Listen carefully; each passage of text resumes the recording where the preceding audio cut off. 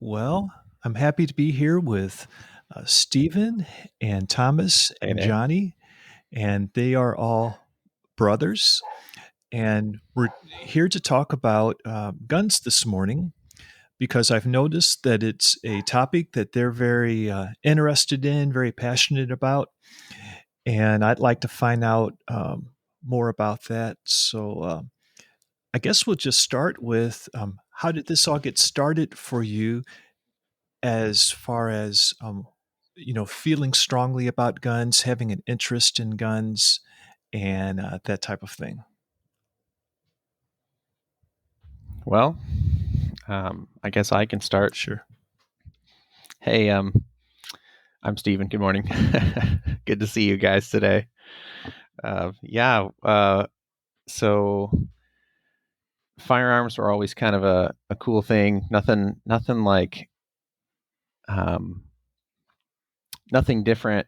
I'd say as a kid from any other interests. Dinosaurs or sports cars. Was um, never kind of a a separate or a different kind of a thing, just sort of inanimate, like any other object. I didn't realize there was such a stigma, um, y- culturally, um, and I think um, that's something I started to understand as I grew up. Um, but but yeah, just you see guns in the movies. Um, I knew, from a young age, members of my family would go hunting in the fall. So I occasionally saw a firearm, and I'm like, you know what? When I grow up, I'm going to do that too. So um, yeah, kind of just an organic. Hey, guns are a cool thing. Like I said, just like seeing uh, movies about military or secret agents or whatever. I'm like, hey, guns are another tool, um, and something that you get to do when you're a grown up. Like maybe someday I'll have my own motorcycle, and I did that too. So like, Hmm. uh, things like that. So yeah, I think they've always just been kind of a cool, something to look up to as a kid that is attainable. Not everybody can drive an Indy car. Not everybody can go 200 miles per hour around a racetrack. Not everybody can, jump out of airplanes or, you know, whatever cool thing you think as a kid. I'm never going to meet a dinosaur. Sorry, I'm probably never going to go to the moon. Um, but I can get my own rifle. I can dial it in and hit a target at a quarter mile away, whatever. That kind of thing is really cool, really fascinating. There's a lot of little technical things involved. I got into building guns, mostly AR-15 pattern rifles. I've built a couple of those. It's just fun to kind of customize. Not a, a a good analogy is like it's like a Barbie doll but for men.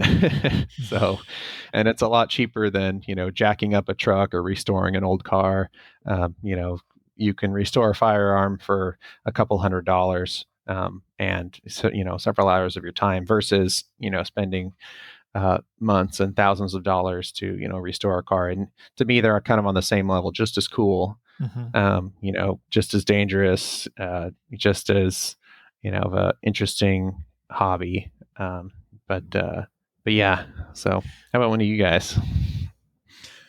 Yeah, as a kid, you pick up a stick and it's like, all right, this is a gun, or yeah, we had hockey sticks and we'd pretend they were guns, or Oh maybe the yeah. next day we'd pretend they were swords. But yeah, it was as a just a part of being a boy, uh, and yeah, and then you watch different shows or read different, comics and stuff. And they're just cool, Yeah. I remember, so there are a couple things I think to understand where we're coming from here. One of them is our mom was really, so we're all homeschooled for a bit of context here. Our mom was really good about reading us history. And that's probably one of the things that I appreciate most about our homeschool education was just the awesome education in history that we got.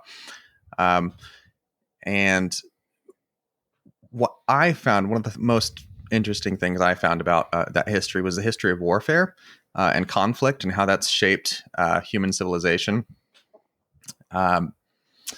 And so that's also part of being a boy, I think, is that like interest in conflict and combat. But that then morphed into maybe a little bit extra of that, like we enjoying playing with army men and like war games and cowboys and Indians, whatever it is, politically incorrect thing involving mock combat of some kind, with some kind of weapon, but probably some kind of mock firearm, because those are some of the greatest weapons ever invented or imagined. From there, my first I think we got into airsoft first. We had like a few Nerf guns at different points, right? But some of the coolest stuff we did was airsoft, and we still do. So if you don't know what airsoft is, basically airsoft is, you might know what paintball is. It's like paintball but way better, to where you can have very realistic looking simulation weapons, rifles, pistols, whatever. And they fire a 6mm plastic round pellet. Yep. Just like that. Nice. They're really, really fun. And there's, a bunch of different kinds that work on different principles on the internals. They're really cool. But you have some that'll fire very similar to real firearms, as far as there'll be a bolt action, or there'll be, a semi-automatic or fully automatic, so you can get a really cool experience from using these. And of course we'd use them to shoot each other and we would do play airsoft against our friends. And that was super, super, super fun. I loved that. I still love that. It's just fun. So that was a big part for me, definitely. And still is, as far as my enthusiasm for guns. And then, so beyond that, I really like gear.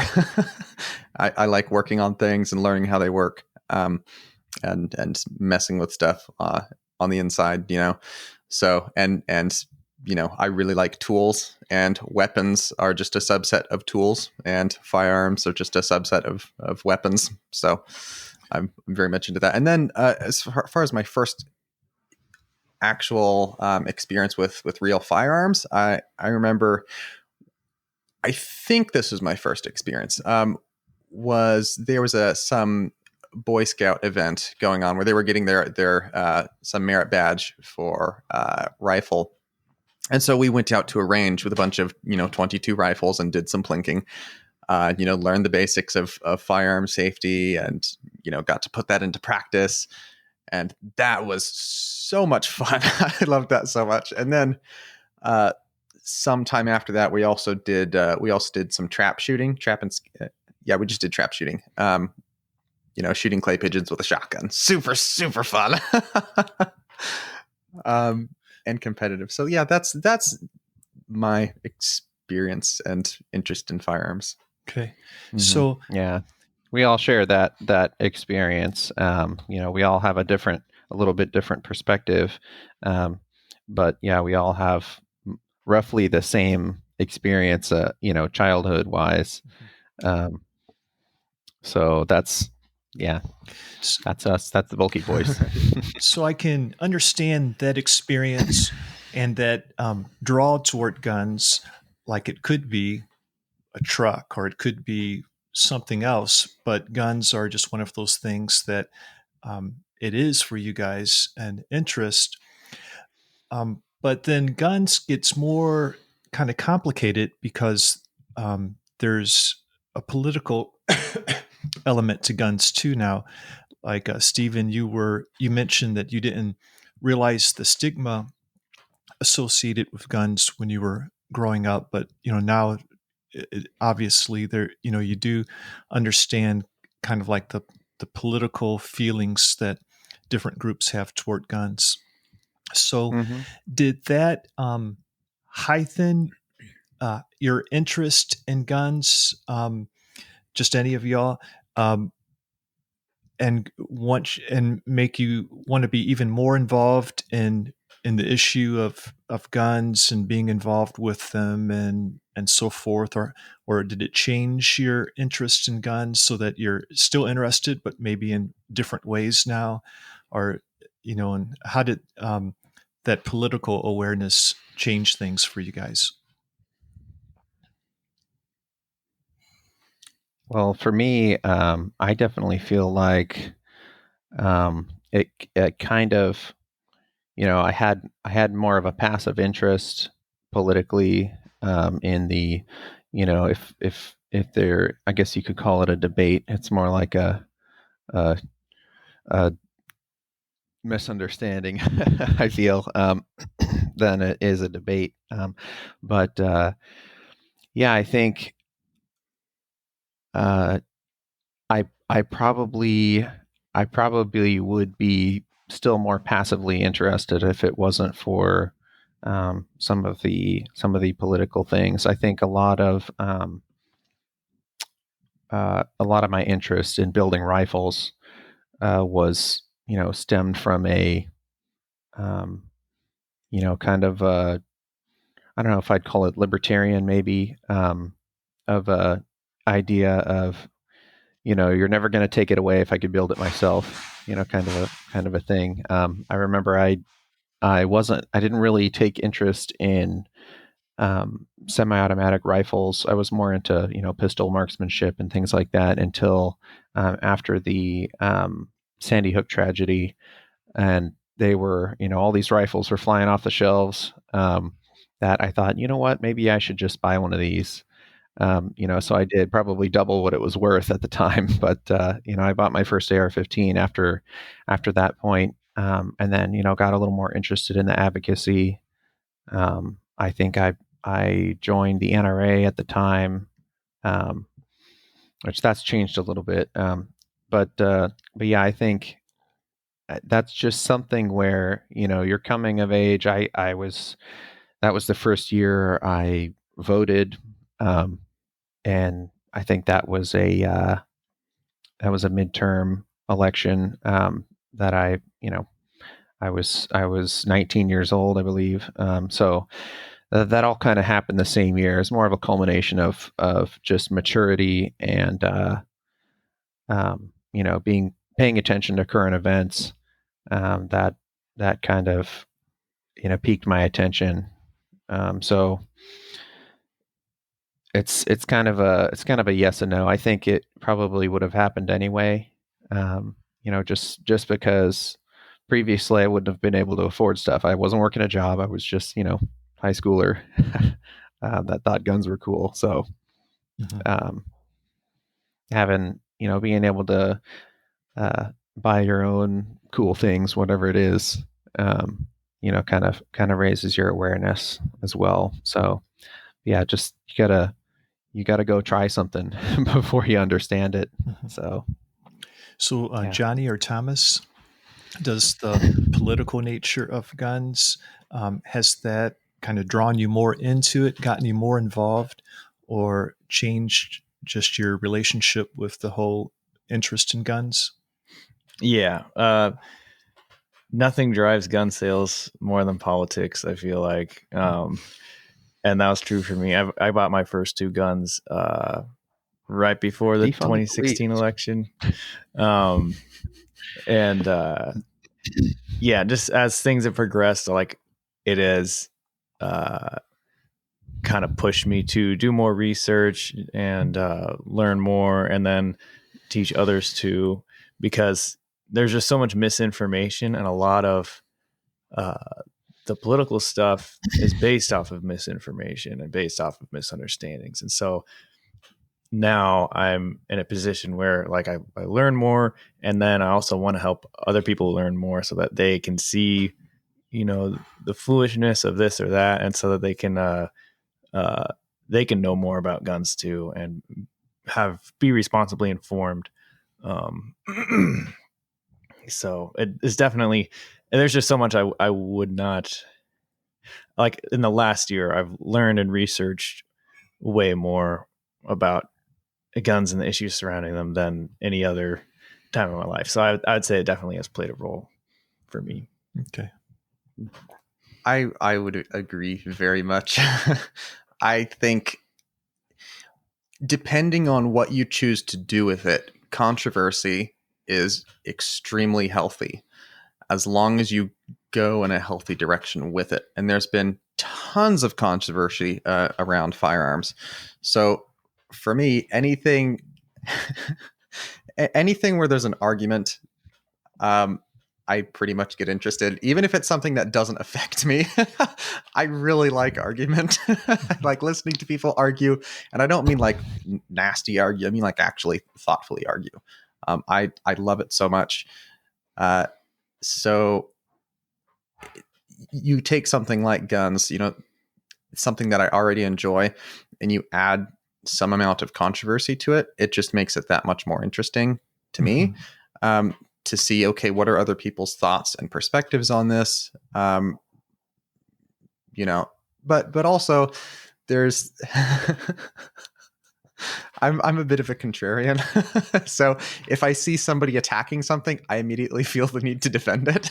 even if I would have never defended it, if I see someone attacking something, like I feel the need to be that person to like balance it out. Like, well, to be fair. So, and then on top of that, also, I really, there are a few things that I despise as much as misinformation and willful ignorance. And unfortunately, there's a lot of that around anything political. But when you get to something like firearms, where there's a lot of emotion tied up in it too, understandably so, then yeah, there's so much misinformation, and there's so much emotion and so much clouded thinking. So that just gets me into it so much more. Like, okay, that means, am I clouded in my judgment? Am I thinking, am I misinformed? So now I want to learn more. And then when I do learn more, who can I go and share this with? Who can I talk about this with? So yeah, the controversy around firearms definitely gets me more into it. Okay. Well, we'll get into some of the misunderstanding that you guys have mentioned, but first, just to kind of move us in that direction, what's the big issue politically? Like, how would you put it, or in a nutshell, like what is so important about the issue of guns from a political perspective? Would you say? How would you say it? I think I would frame it in, simply, it's not necessarily about firearms. It's about the ability to protect yourself the way you want to. I think the ability to defend yourself, or to feel safe, I think that is a basic human right. And when we have freedom, if we're a self-governing society, a society of people that takes responsibility for ourselves, then that's kind of the high ground, if you will. Some people may not see it that way, but I think that's why one of the reasons the ability to own a firearm was enshrined in the Bill of Rights, was that the founders understood that the ability to protect yourself is a basic human right. So I think once you start to deviate from that, and we have to understand that freedom is a messy thing. It's never going to be perfect, but it puts the responsibility on the individual. And that's something hard for a society that's starting to lose a sense of responsibility, a sense of, whatever you want to call it, self-worth, a sense of, personal, personal responsibility. A lot of things, moral judgment, things that are getting weaker, make some of these ideas of gun control or any kind of government control of a thing more acceptable or feasible, I suppose, to a general society. But yeah, really, the bottom line is, if protecting yourself is a human right, a basic human right, such as free speech, then you're hindering that, especially something that is legally protected like firearms. That's a problem. So Okay. So, the bottom line is the freedom to defend yourself in the way you see fit. yeah, and guns, really, they're not about target shooting. That's a hobby. They're not about hunting. There's other ways to, you can trap something. You can use a bow. It's it's not about collectors, even though that's cool. It's really, where it's most important is being able to protect yourself as an individual. So that's, and not to mention, in the Bill of Rights, it's not a right that is given to us in the Bill of Rights. The point of that document is to say, place a stop sign for the government in front of various things. The Congress shall not, craft any law that hinders the ability to speak freely, or the the wording is always kind of negatively framed as far as the government is concerned, where basically it's just putting up a firewall, like, hey, you can't touch this, you can't touch free speech, you can't touch people's right to bear arms or to keep and bear arms. It's not the Bill of Rights is not here you go, you're allowed to do this, individual. It's not something that's giving us permission. It's basically protecting us from the government. Where I think most people see it now is, right now we have the permission to vote. Right now we have the permission to use public roadways, if you have a driver's license, things like that. There are things that are privileges as a citizen, that some people mistake for being a human right.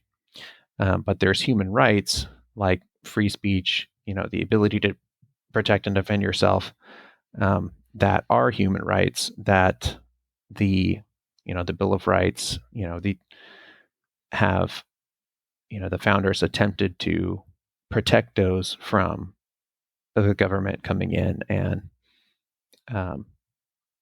infringing upon. And the key idea here is the difference between rights that pre-exist government and government existing to protect those rights versus government granting rights. So we are very much strongly on the side of rights pre-exist government, and government exists to protect those rights. And that's the idea of a republic versus a democracy, is you have rights that are recognized and set out that protect everyone, not just the majority, but the minority as well.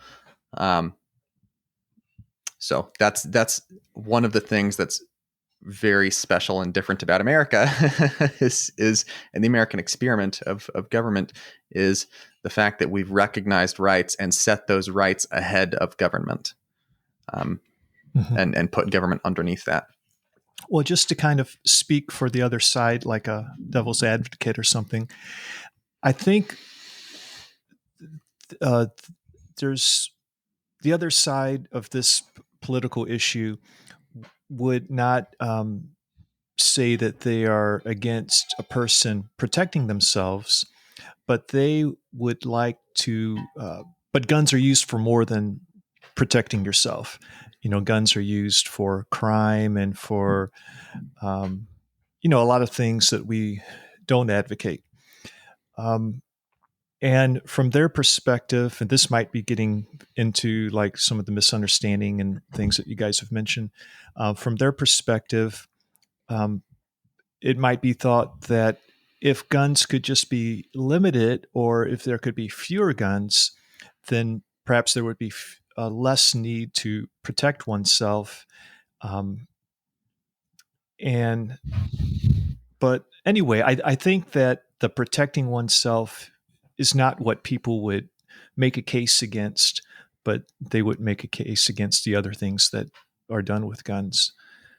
So anyway, I don't know where to go from that. Right. So That- to go off of that, so President Biden, for example, and he just issued a handful of executive actions, and one of the claims he made was that there is an epidemic of gun violence, and that he claimed that we are an embarrassment internationally, which is I some wouldn't bold disagree claims with to, those things.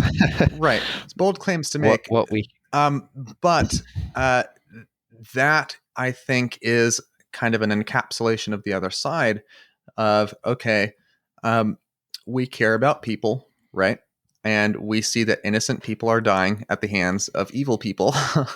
The tools these evil people are using are firearms.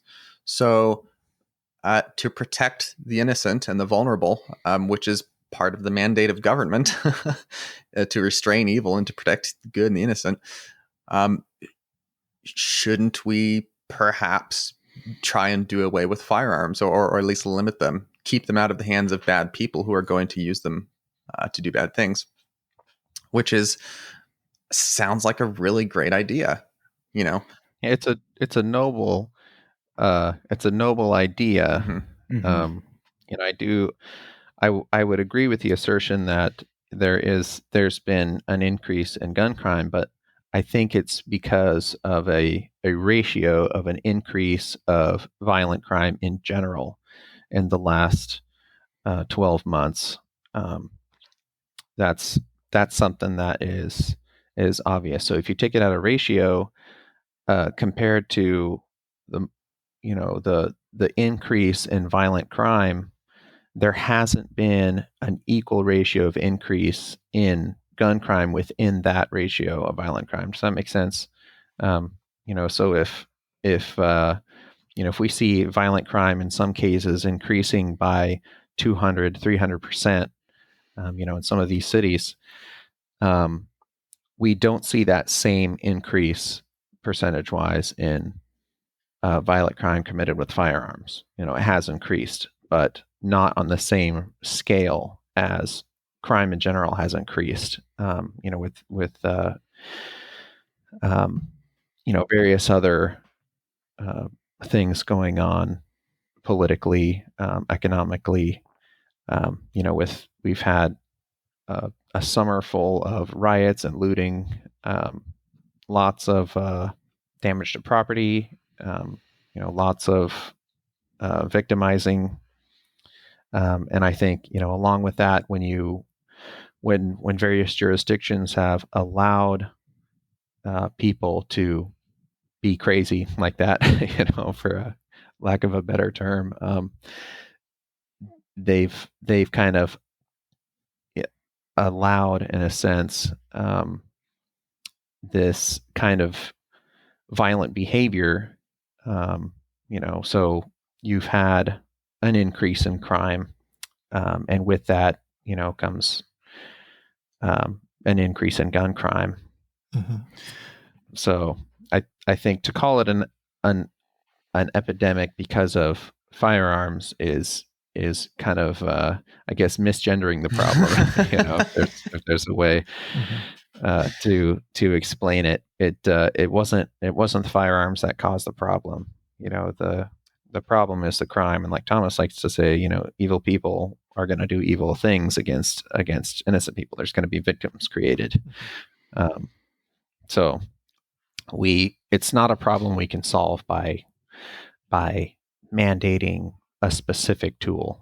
A lot of crimes have been committed with cars and getaway drivers. A lot of crimes have been committed with knives and baseball bats, and a lot of crimes have been committed with computers and smartphones. Think identity theft, and a lot of crimes get committed with U.S. dollars. So there's a lot of things that we can put on the same level, but they're not the thing that is directly involved in, let's say a person's death. That happens because of a knife, or because of a bullet that somebody is, whether they have malicious intent or it's some kind of accident. That there's a responsibility for each of those. Let's say if it's a projectile, somebody had to choose to have that projectile at the wrong place at the wrong time for that to happen. If that makes sense, there's always a human element that seems to be forgotten or passed over with again, what is, I think, our breakdown of personal responsibility that we're seeing in this country and in the world in general. So, Jonny, I'm just kind of thinking, like, back to your question, like, if we limited guns, maybe these bad people wouldn't be able to do these things, or like, what if we just did away with guns completely? You wouldn't need a gun to defend yourself if the bad guys didn't have guns. Like, the thing with laws is that, like, only law-abiding people follow them, and it's like we already have, by definition. yeah. So, like, you already have guns here in the U.S., and a lot of the criminals already have them. So it's like, when they go to take away guns, unless you're going to do door-to-door confiscation of guns, which would be, massively tyrannical, you basically have to get people to voluntarily give up their guns. And the bad guys aren't going to do that. Only the law-abiding citizens are. So, like, and we see in places like Mexico, where they have pretty strict gun laws, the criminals are very, very, very heavily armed. Better armed than the military, actually, in some instances. And that's not the same in every country where they have gun control, like Australia. But the fact is, like, only law-abiding citizens abide by the laws. And you already see in these cases of mass shooting, they're willing to break the law and kill people. A law of, limiting stabilizing braces on a firearm isn't going to stop them from doing that. And when you look in the UK, they have strict gun control over there. What has happened is that their control on just weapons in general, it just goes to the next step. They, guns are heavily regulated, so criminals use screwdrivers and acid and pliers. And now you have their police confiscating screwdrivers and pliers. You can see different police departments in the UK posting on their Twitter, like, we took these deadly weapons off the streets today, and it's a bunch of household tools and knives that we have around our houses, here in America. So it's like, first of all, the bad guys aren't going to comply. And if they do, like, you're just going to be going down this slippery slope of regulating further and further. So, because the problem is it's not a weapon problem. It's a human problem. So am I entirely against any idea of any regulation of any kind whatsoever? No, but it doesn't solve the underlying human problem. As we're talking about the increase in violence and things, a big part of that has been, well, police not being allowed to do their job proactively, and police being crucified if they mess something up, which happens, unfortunately. So it really does come down to, given that human nature is broken, and that there are bad people who will do bad things to other people, can we really trust individuals with personal responsibility when it comes to weapons? So, when it comes to like any attempt to control guns, I guess is an attempt to manage the human problem that you're referring to. Mm-hmm. So, is it a better environment if, like in the UK, where people are committing crimes with knives rather than guns, is that managing the human problem? Is that a more ideal scenario than? I know it would be really hard to get to that point in America, so there's kind of some practical things. But for the UK, are they better off that they are confiscating screwdrivers rather than guns, firearms? No. I would say no. Now, from a political standpoint, you can hold up a PowerPoint and be like, look, we reduced this many gun deaths, Mm-hmm. right? And that sounds like a victory, doesn't it? And it really is. That's how it's framed.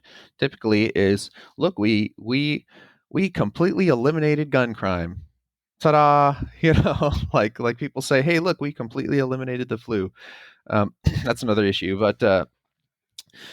but if you have if you just shift the problem from one item to a different item to kind of gain some hoorays for yourself, it really didn't solve the problem, did it? We went from terrorists in the UK are using rental vans and crashing into large crowds of people, because that's cheaper and faster than building incendiary devices or using firearms. So the problems are still there. People are still threatened by violence, but now they are less able to protect themselves. People don't like to talk about the amount of really it disproportionately affects women. In my opinion, you can see where in the UK the amount of sexual assault has been skyrocketing, because what the firearm does is it puts you on an even playing field with your attacker. It is one of the greatest force multipliers ever. Yeah. Obviously, if somebody's bigger and if they have ambushed you, that's a different story. The criminal element is always at an advantage because they are the actors and the victim is the reactor. But if all you have to do is point and squeeze, it does not matter how big you are, how fast you can run, how good you are at fighting, or how fast you can dial your phone, any your distance from law enforcement, or the locks on your door, whatever it is. The equalizer is being able to point and squeeze and deal with an imminent threat, and that takes personal responsibility still, but at least you as an individual are empowered in that way to protect yourself. And it's something that, yes, you do need training, but with a little bit of understanding of some simple mechanics, and if you just have the recipe for success, you feel more confident to protect yourself. I've never been a woman, obviously. I've never been. I have been small. I've been a little kid. I've been powerless. But so I understand being vulnerable is is a problem. So making people more vulnerable by taking away, again, law-abiding citizens taking away their firearms, I don't think is the right approach. So like taking away firearms, you're making the case that there's still going to be crime. There's going to be running into people with vehicles or acid or knives and so forth. But I guess you're making the case also that or I'm maybe by implication that there's going to be just as much bloodshed as well. For example, crimes committed by guns or crimes committed by other ways. There's it's not like a better scenario if without the guns, as far as the amount of damage done to human life. Is that kind of what you guys on that opinion as well? I would certainly agree. To where like Stephen was saying, especially for people especially for women, it is really awesome to be able to defend yourself from someone who is larger and stronger than you, especially if there's multiple of them. The number of crimes prevented, the number of rapes, murders, robberies prevented because of law-abiding citizens using firearms is awesomely huge. Okay. That's something that's unfortunately not talked about much, and should be talked about more, because we're talking about the overall societal cost of firearms, right? Let's say we had the power to just wave a magic wand and disappear all the firearms. If we had that power, I would recommend against using it, because I think the overall societal cost is I think we come out on top as a society for having firearms available to the general populace. Because yes, it's an effective tool that everyone has access to, so that means the bad guys get them, right? But even if we could make sure, which you can't, but let's say you could make sure the bad guys couldn't get them, well, yeah, that means then, how's grandma going to defend herself? I think the price you pay, and we do pay a price. It's the argument's made that you can't have a mass shooting without guns. Well, that's true. Now you can kill a lot of people very quickly with other things. It's not actually that hard, believe it or not. But the advantages to having the vulnerable being able to defend themselves is really, really awesome. And I think that's worth having. I believe it was 2019, the FBI released statistics for that year that armed civilians shot and killed more people in justified self-defense than the police did. Wow. So as far as like people say, just let the police protect you, only police should have guns. Already you're that's not a good picture if you take away the guns from all those people who were justified in defending themselves. So that statistic would potentially be reversed, if that makes sense. You would have had that many more victims of whatever violent crime, and that was only counting where they killed somebody. There are, I'm sure way more cases where simply pulling a gun, maybe the bad guy fled, maybe the bad guy was shot and maybe injured and recovered later. If you add in those instances as well, you get a much larger picture. So as far as some of this is a matter of scale, you're saying we're better off with firearms rather than knives. Well, is there any limit to like the scale of the firearm? For example, going up, to AR type of weapons, automatic rifles, and is there any place where it just doesn't make sense anymore? Or is the sky the limit as far as y'all are concerned, as far as the power and destructive potential that a weapon might have, that someone should be able to possess and use? So this gets into a kind of some bigger questions beyond just, self-defense from a robber, because there's also the question of having weapons to defend yourself against, say, the government, which is part of why we have the Second Amendment, is to defend ourselves not just from each other, but from our own government. That's part of the reason that was enshrined in the Bill of Rights, because it or from another invading force. Yeah, right. Or from another invading force. So we are talking we kind of mentioned this earlier, but to be very clear, the Second Amendment is talking about military grade weapons. It's not talking about hunting rifles. It is talking about effective arms, modern military grade weapons. Because we had just come out of fighting a war against the world's biggest superpower, and we won with good weapons. And so they wanted people to be able to do that again, whether it was an invading army or whether it was their own government.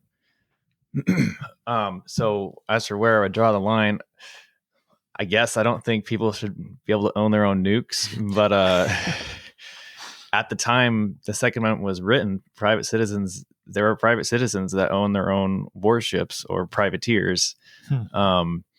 So maybe I draw the line at, say, a tank. We could have tanks, but and that sounds like a joke. But if you look at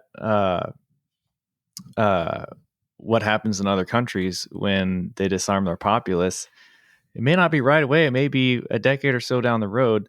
They start killing their own people, or they start once the people lose their ability to defend themselves from the government eventually comes around to, oh, hey, we can just trample these people. And so you had in Venice, the individual begins to lose their advocacy. Yeah. Our government is built with checks and balances. The founding fathers understood that because they had just defeated a tyrannical government. They're like, we don't want this to happen again. So we have checks and balances of different parts of the government keeping other parts of the government from becoming tyrannical, but you also have the people having the power to prevent the government from becoming tyrannical. And so at that time, civilians all had access to the same weapons as the government had. And also you had what a lot of people don't understand is you didn't have the government and the military versus the people. We didn't really have a standing military. The people were the military. It was private citizens who either purchased firearms for themselves or purchased firearms for others. It was private citizens. And so the people would come together to form a militia. And that's why it says, for the specific wording of the Second Amendment mentions the militia, and that was the people. Now we have things have evolved from there, where we have the National Guard, which is federally controlled, federally funded, federally equipped, which is a different.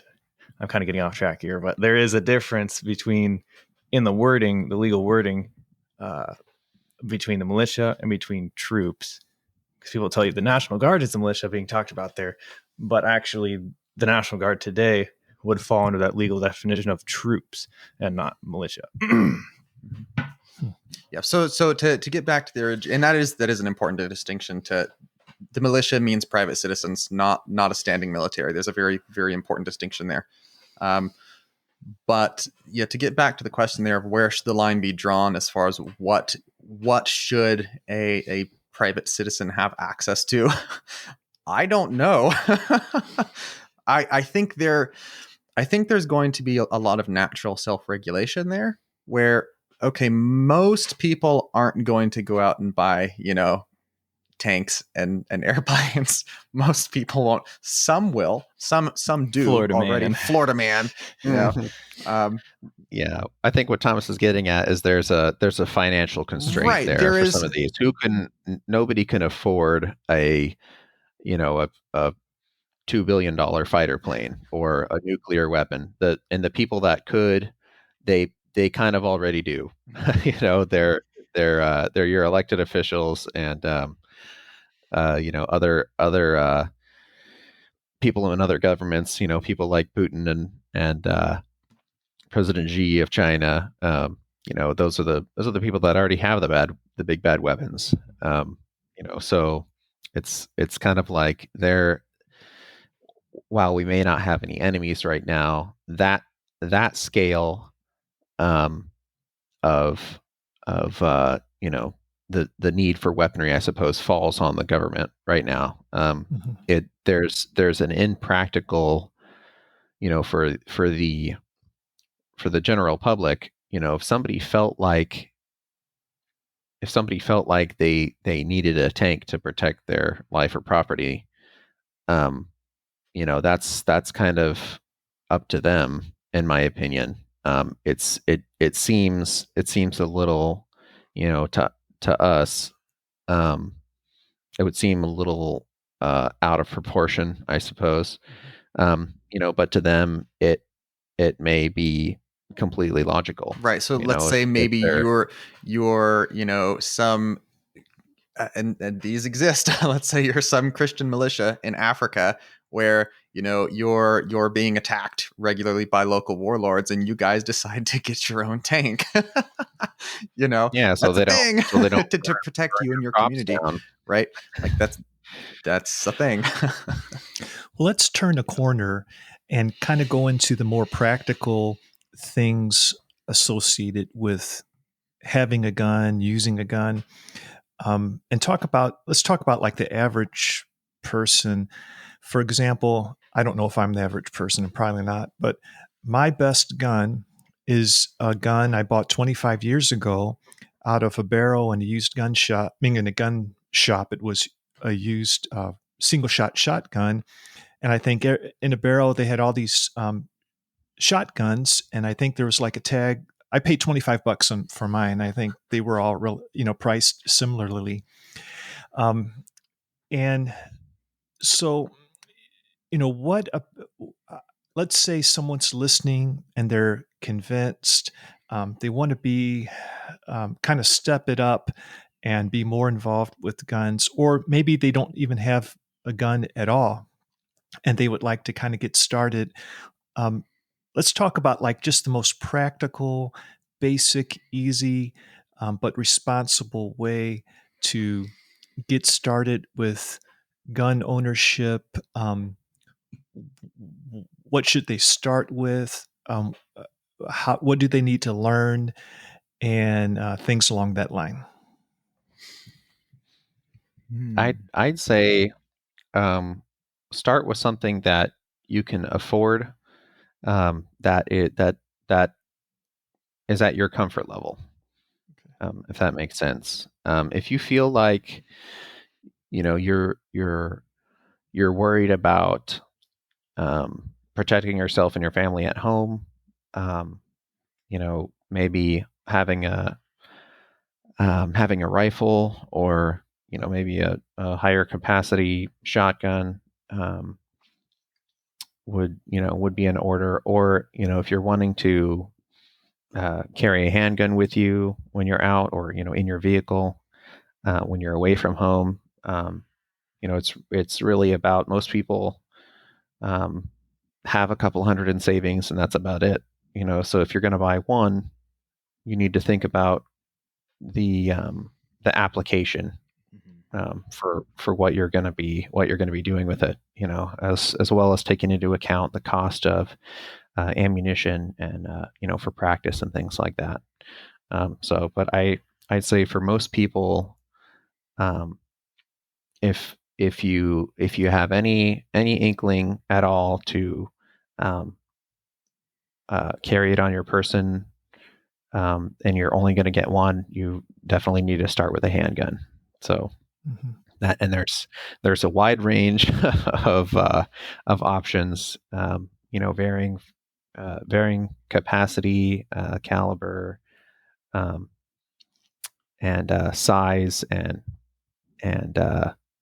functionality, all things that you need to consider, kind of based on your comfort, and your level of training and attentiveness to that. But I will say, once you have it, you're going to think about it a lot more, and it's going to become just like, when you first got you didn't think about the street signs when you were a kid. When you first got your driver's license, then you started thinking about all these other things. Oh, I got to buy gas. Oh, I got to get insurance. Oh, I've got to, um, I've got to put oil in the car. Things like that. That if you forget, if you're not being responsible with some of those things, you kind of have some poor outcomes. It's a little more serious with a firearm. You don't want to leave it out where there's little children, things like that, that are common sense. But you only start thinking about it on that level once you've got it in your possession. So, but definitely, follow state guidelines regarding proper storage. That's a consideration. And if you're at a gun store, in your local area, those kind of things, legally can be cleared up for you pretty easily. Do I have to have a gun safe? Things like that. So that's one thing I'll say. And preparation, and just do a little research. There's a lot of online reviews of anything you can think of. There's probably multiple videos about it, from a couple minutes to half an hour, on whatever it is you're thinking about buying. So yeah, it really, if you're ready to take the next step, and whether it's buying your first firearm, or upgrading your capability, to a more practical or easy to use or higher capacity firearm, then yeah, just take a minute to do some research. And I would suggest something that is commonly available as well. Mm-hmm. So Yeah. So for the first thing I would say definitely is arm yourself with information. That's knowledge is power. It's cliche, but it's true. Arm yourself with information here. And that's so what I would prefer to recommend, rather than specific firearms, is resources to learn. One of the really, really probably best resources that I can think of would be the USCCA. They are an advocacy group for concealed carry firearms within the U.S. and that lifestyle. They put out so much good information at every level, from, okay, I'm brand new to guns, I don't know anything, what do I need to know, all the way up to, okay, I've been carrying a firearm for the past 20 years. What are some little things to up my game a little bit, as far as being responsible, being efficient, how do I train, all that stuff. They have a magazine, they have a website, they write great articles. So I would highly, highly, highly recommend USCCA. They're awesome. Couple of others. So another one that comes to mind is Warrior Poet Society, with John Lovell. He's a great guy, puts out great information about personal defense and personal responsibility with defense. And he does a good job of breaking things down of, okay, yes, you should probably get a firearm, but that's not the first step. You should think about other things of, okay, be more aware of your surroundings, lock your doors. There's a progression to follow. There's a lot that you can do to protect yourself and your family before getting a firearm. So work on those things in steps and just improve a little bit. He's another great resource. I would say be careful, because there's a lot of information out there. A lot of people running their mouths, giving bad advice. Unfortunately, there's a lot of Or trying to sell you right, something. or trying to sell you something. So be warned that there are people like that are going to try and take advantage of you, or just say stuff that's there's a lot of misinformation, so be careful. But all that being said, one as far as specific tools, specific weapons, AR-15 pattern rifles are extremely popular for a reason. So there was a lady, I don't remember her name or what year this was, but she was testifying before Congress about firearms. And she was talking about taking her grandmother, taking her shooting. And, her grandmother's, in her 70s or something. And she said, okay, I had her try and use a handgun at, moderately close range. So, within a room of a building, that type of distance, out on a range with a handgun. And she struggled to land a single round on a paper plate sized target at with not quite spitting distance, a little further than that, but it was very difficult for her to control the recoil, to aim properly with a handgun. And this is with no training whatsoever. Then she handed her an AR-15 pattern rifle, and she was able to land every single round consistently on target with no training whatsoever. That speaks volumes. AR-15 style rifles are very, very engineered and designed to be useful to people with minimal training. So, if it's great to invest in something, if you can only get one weapon, it's great to get one, that you can conceal and carry with you, so you have it always. But as far as ease of use, if you can only have one, and maybe for your job, wherever you work, you're not allowed to carry one for whatever reason. If you had to be in a situation where you had to use it, you would be so much better off with an AR-15 pattern rifle, probably, because it's just so much easier to control. They're so easy to use. They're so easy to learn to use. They're very intuitive. Mm-hmm. And I would make the same comparison too. I would say an AR-15 is better for home defense than a shotgun as well, for the same reason of recoil and making follow-up shots. If I had to recommend just one gun for home defense, it would be an AR-15 and or a similar rifle. You do have to think about your context. Am I getting something just for home defense, or am I getting something I'm going to carry as well? And I would say, yes, definitely find out about your state's concealed carry laws. If you have a local gun range, depending on your state, you may have to take a class to be able to carry. And I think that is a great idea. If you can take a class to learn how to use a firearm properly and safely. Safety is the biggest thing, really. Learning how to use, and store a firearm safely. Definitely take a class if you can. But even if you can't, inform yourself. Yes, and there are so many other ways to inform yourself, whether it's through books, whether it's through YouTube. There are so many good YouTube gun channels. There's so much you can learn. So definitely educate yourself, but I would recommend a handgun or an AR-15 if as your first gun. You don't have to, but you could start somewhere smaller, more comfortable, or cheaper. But if you're just going to get one gun, start with one of those. And the thing about this, especially if it's not something that you've grown up around. Let's say you've grown up in a subculture where you don't talk about firearms, you don't know much of anything about firearms. All you know is what you see on TV, whatever. The most important thing probably is to inform yourself. As with anything, because personal responsibility is huge, and for you to be properly responsible, you have to be informed. So I cannot emphasize enough.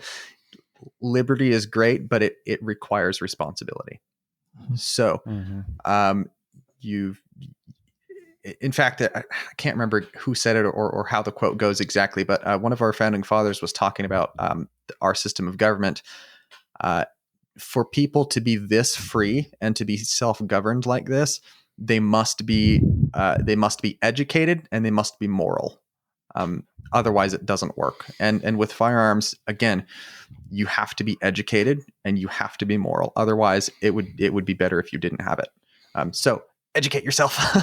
Be informed. You don't know what you don't know until you know it. Mm-hmm. And they say, knowing is half the battle. But after you should also practice and train with your firearm, so that you can be effective with it. You should, when your life is in danger, should not be the first time you have ever shot your firearm. You should train and practice and make sure that you can be effective with it under pressure. And there are lots of good resources for that. But right, and this is again, so something like USCCA, they'll talk about that progression of, okay, you need to start out with, you just need to get used to firing a gun. It's loud. There's some amount of recoil depending on what you have. It's kind of scary, if this is your first time, using a firearm. You have to progress past that point, and then you work up to, okay, how accurately can I shoot this, and then move that up to, okay, can I use this under stress, which is something, there's a lot to train up through here. But the thing is, the thing is progression, having a positive trajectory of just working to improve. Mm-hmm. So I can imagine that a lot of people who might be interested in getting a gun, few of them are going to be interested in carrying it around everywhere they go, I imagine. But it is interesting, the idea of carrying a gun. And one of the questions I've often had is, what mental preparations do you have when it comes when you're carrying a gun? For example, when something happens unexpectedly, it's not, there's not time to kind of stand there and deliberate, is this the time to draw my gun, is it not? That's a time for making a quick call. So are there particular principles involved when you're carrying a gun that you've thought through, or scenarios about, this is when I go into action, this is when I don't, and or other kind of things that might come up when you're carrying a gun? I think one of the, it's kind of a big question, but there's a good principle, I guess, would be, it's like, are lives being threatened? Is my life or someone else's life, being threatened? And sometimes there are situations where, pulling a gun is probably not the best idea.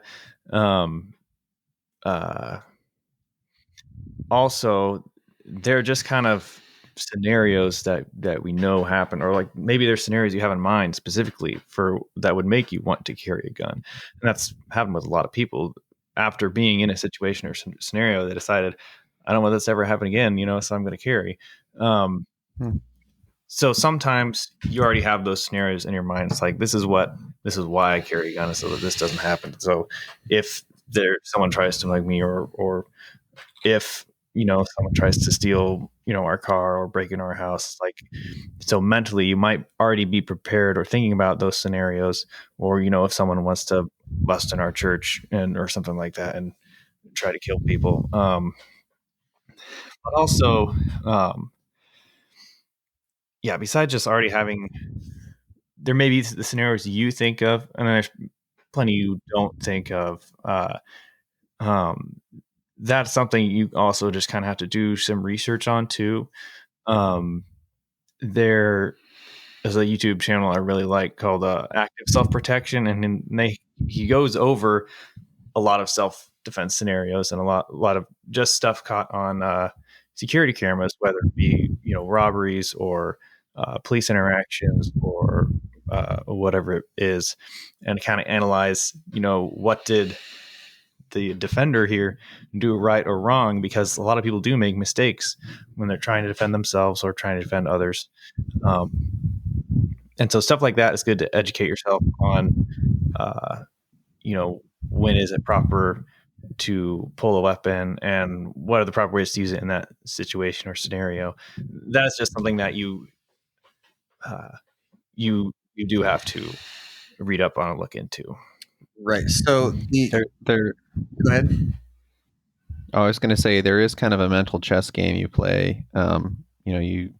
You do find yourself being more aware of your surroundings and a safer person in general when you feel confident that you can protect yourself. Whether you've taken some martial arts, or some firearm training, just things you start to be a little more aware of, um, lines of sight and things like that. Where your exits are, and if you're trying to get you or your family to safety. In the case of, it's like every time you go to a restaurant, usually the attack happens at the register. Give me all your money. Put the money in the bag, and a guy's got a gun or a knife. That may be an instance where, if I'm with my family, we're going to decide to flee and just completely remove ourselves from the situation. If I'm by myself and I'm nearby, I may feel a little different. It's like people's lives are being threatened, and I know the police are at least several minutes away. Um, there's kind of an option there, and you're um, the scenario changes, based on your own variables, and there's nothing wrong with feeling like, okay, I'm gonna flee this situation, to keep myself safe. But there's also, me personally, I feel a moral obligation, kind of a responsibility to react with an equal amount of force. If it is deadly force being employed against innocent people, or let's say somebody's shooting people at the mall or wherever there's a huge crowd or gathering. Um, I'm s- I'm I may be the only person besides law enforcement that's several minutes away. I may be the only person that's responsibly armed that can deal with that threat. And so, me being a lover of life, um, I'm gonna do what I can to save somebody else's life that's innocent. I'm more likely to, based on my situation, I'm more likely to go confront that deadly threat, um, with my own deadly, equal, hopefully greater deadly threat. Usually not, um, but and counter ambush some sort of violent perpetrator. So that's kind of on another level. Um, just just not that I am somehow legally responsible, for other people. But I do have uh, kind of a sense of responsibility that if somebody's robbing a bank, whatever, like, he's probably not going to hurt anybody. Just wants to wave a gun around to as a display of force. Um, same thing with maybe a restaurant, some other cash register, gas station. They're probably going to get away with it. They get the money. They eventually get caught by the police. But if they don't, there's mechanisms in place, um, to recover that lost or damaged property. So that's kind of what I But in the was. case of I'm sorry. somebody's life being in danger, that's where the moment you have to decide beforehand that when you see somebody's life is in danger, you're going to act. Yeah. And so that's kind of a mental decision that you've got to make.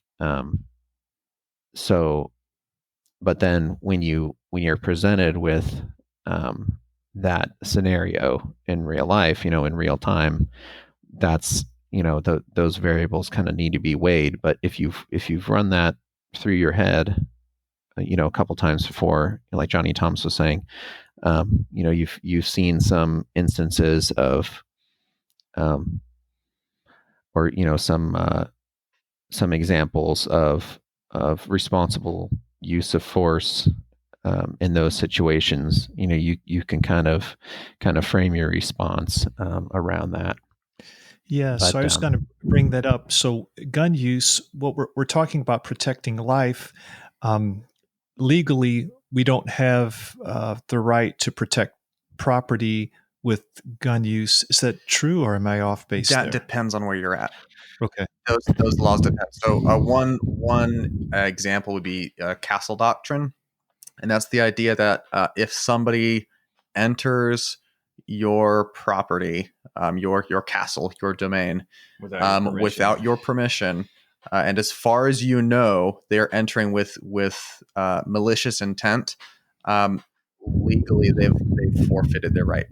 They've forfeited their life. Now, that doesn't mean you must or should end their life, but it means they've chosen to cross a very serious line. Now, that's not that those laws change depending on where you are. So, knowing your state or region's laws are very important. But that's an example of castle doctrine, where okay, somebody has entered your home with malicious intent. They've forfeited their right to live, or to not be harmed, at very least. That's one example. But a general rule, and this is oftentimes law in places with self defense. The question that's asked afterwards is, okay, the threat, was it imminent, and was it unavoidable? So when this is, let's say, the smoke clears, whatever's happened, you're before a jury. That's the question that they're going to be asking. Was this threat imminent? Was something bad gonna happen in the first place? Or was something bad already happening? And was it unavoidable? Like, could you have run away? Could you have gotten away? Whatever. or do you have reason to believe that, you know, within a reasonable doubt that you were in danger, or any of the above, Right. if that makes sense? So Not sure after the fact. Same thing with a car accident. You could be like, well, you could have swerved, or you could have hit the gas and dodged out of the way, or you could have hit the brakes, or whatever. Things after the fact, people can, in hindsight, say, well, it could have been different. But for you, if your reasonable belief, or if there's a reason, beyond a reasonable doubt in the moment, that's kind of what matters right. more. And, unless, of course, there's other, even though I wouldn't agree with them, if there's other legal parameters involved, where did you retreat, or was it in your home, or was it an equal, or or a responsible escalation of force. And that's going to, the legal definitions for that are going to change based on your state. So that's something where it's important to know what are the actual rules. So again, you need to inform yourself. But to go back, Will, to your earlier question of mindset, the mindset that you should have for personal defense when you're carrying a firearm should be very similar to what it should be just for any person, armed or unarmed, who just wants to be responsible and protect themselves and their family. It should be a very similar mindset of. And the biggest thing, two biggest things I would say. One, the biggest practical difference is situational awareness. Be aware of what's going on around you, who's around you, where the entrances and exits are in buildings. Know what's going on around you. That is the single biggest thing, I think, as far as mindset is. Just be aware. So many things happen where, people are just oblivious, unfortunately. And then the next biggest thing from that is like, I think Stephen mentioned, and Jonny as well, do your thinking ahead of time. Because like you were saying, well, you, in that moment, you don't so much have time to think. Whatever you've done, whatever you've trained, whatever is in your head is going to come out. That's what you're going to do. And we have 3 responses to a serious threat.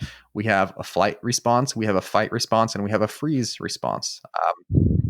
Unfortunately, what happens is a lot of people freeze because we haven't trained a response to terrible, stressful, horrible things. So when you're talking about doing your firearms training or whatever, you have to train a response to fear, and not just like being, your blood is up and you're a little bit stressed, but to train a response to fear is a good thing to do. and keep your head, but do your thinking ahead of time, so okay, here's, if this line is crossed, here's what I do. If this line is crossed, here's what I do. If this line is crossed, here's what I do. You're not going to be able to make good decisions in the heat of the moment, so make those decisions ahead of time. Do your thinking ahead of time, and make sure that those decisions you make are informed legally and practically. But yeah. Yeah. Well, here's Definitely the USCCA is still a good resource. I'm sorry. Mhm. But yeah, there's some practical things. If you're in fear for your life, or you've got a restraining order against some violent person, and you're worried about that, it's like that's the situations where you felt the need to purchase that firearm are already apparent to you. Focus on those first, because if you have a hunch about it, that's probably more likely. If you're the person that works at the pizza shop and has to clear out the cash drawer every Friday night, you're a potential easy target for somebody. Just walking to your car or driving it to the bank with that big pouch of cash. You're somebody who has a violent perpetrator who has less value for human life, over what you have to offer, or whatever reason you have to be victimized for. They've that's something where you've already kind of got the scenario in your head. You felt like, man, maybe I should have a better option to prevent myself from being hurt than just these tennis shoes I'm wearing. Like what if I can't run? Yeah, I don't ever want to be victimized again in this way. I want to have an option to protect myself. That gives me some distance, against my attacker, because that's, a firearm is, um, unlike a knife, or even some sort of armor. It is a defensive tool in that you don't have to shoot it for the situation to be resolved. Somebody knows, your average person understands when you see a gun, you're going to be like, whoa, okay, this person's serious.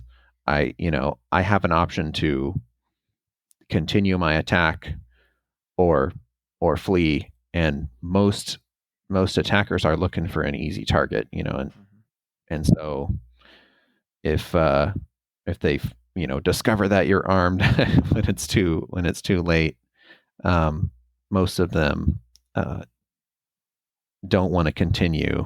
It's not that valuable to them, because even though your life may be worthless to them compared to that nice pair of Jordans you got, or whatever sack of cash they know you're carrying, um, they don't value that thing over their own life, so they're gonna typically want to flee. Um, that's kind of difficult to face your life being threatened. Once they realize that. But if it takes that level of deadly force, for some bad actors to realize that at that moment. But anyway, yeah, do your thinking ahead of time. Most times you think back to if you have been robbed, you're like, man, if I just had a gun, I wouldn't have gotten stabbed or whatever. So those kind of things, most people, that's already in their mind. It takes a little bit more brain power to kind of think of the chess play of what if somebody's coming into my house, or maybe you saw something on the news, violent home invasion, 3 family members killed, whatever. That kind of thing kind of gets the ball rolling in your mind of, man, that could happen to me, because it really it could. It's like we talked about earlier. There has been a lot more violence this year. It has been sort of overlooked by the authorities, and given a pass in some instances. So we have had the largest amount of new gun owners, like something like 7 million new gun purchases just in the year 2020. So those were people who had never gotten a background check before for purchasing a firearm. So, Well, it's been a good, informative discussion. Maybe just for wrapping up, what are your thoughts about what a person as a good citizen should do politically if they believe in this issue and want to protect, um, freedom for guns? So whether they're involved with guns or not, they believe in the issue. Are there any just practical things that the common everyday person can do to help the political situation to preserve freedoms, whether that's gaining knowledge or speaking to someone or doing some other kind of political thing? Any thoughts about any of that? I I personally think just having conversations with people. If you've got a base of knowledge about an issue, um, even if it's even if it's more than zero and there's a zero, you can still uh, give somebody a a reasonable perspective. I think podcasts are great for that. But really, if you've got a friend that's kind of passively like, yeah, I don't know, guns, whatever.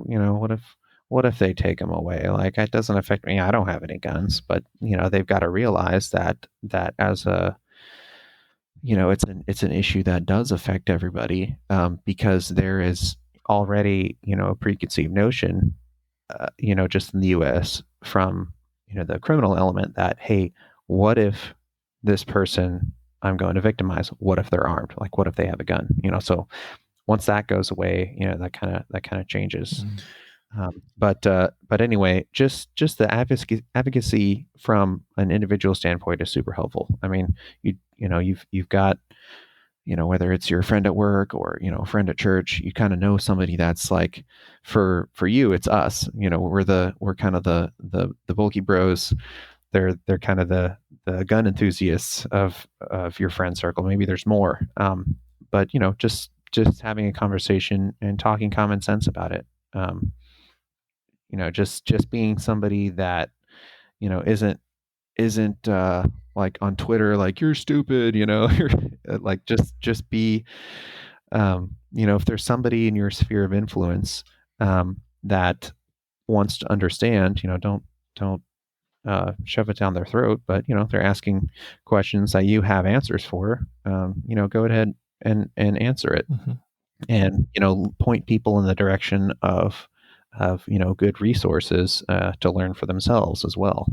So, and also giving people good experiences. Like, I've done it for a few people. I wish it was more, but like, hey, you could be the person that introduces them to their first time at the shooting range. Like, hey, or at least if it's not their first, at least give them a better experience of it. Because before, maybe they were younger, they were scared, they didn't know what was going on. But you can, if you're somebody that is confident and can take away that some of the fear variables for them, you give them a controlled environment, explain to them how the mechanics of the firearm, what explain to them what you're doing, things like that, can go a long way on an individual level. And I think really, if things are going to change politically, I still think it's going to be on an individual level, where people need to understand, what a firearm is, what magazine capacity is, what just kind of the common sense of some of the issues that people talk about. What's a so-called gun show loophole, or whatever. Explain to people that, yeah, we have a national background check system already in place. some of the laws regarding um, uh, things like ghost guns or homemade, self-made firearms. Those there's some hot topics out there. Explain the efficacy of owning like an AR-15. That most people see something like that and they're like, oh, that's a military style weapon, which military style is Military style just could means the be weapon any is number effective. of things. Yeah, effective, easy to use, easy to train. But yeah, anyway, just if you've got a base of knowledge about something, you can share that with somebody that wants to know. And if you're somebody that they trust or respect, then there you go. You've got another level of advocacy there. And most people seem to think that if you own a gun, you're some weird white supremacist redneck, whatever they want to say. You're some pariah of society. And if people start to realize, you know Thomas is a normal guy. I mean, he's not a crazy lunatic, or Will. He's a normal, just a good family man that wants to be responsible and keep his family safe. Like it's about that being, kind of um, Creating a positive just culture around guns. exactly. Right, and destigmatize them. So I would summarize it as be informed, have informed conversations, and don't vote for or support people who advocate bad policy. That would certainly help. Anything else, Jonny? Yeah, but I would totally agree with everything Steven said. And just like, I remember we went to the farm or whatever, and some of our relatives or cousins or whatever were like scared of my guns. But then after a while, we were able to build up some confidence, and they shot them, and they're like, "Hey, this is actually pretty cool."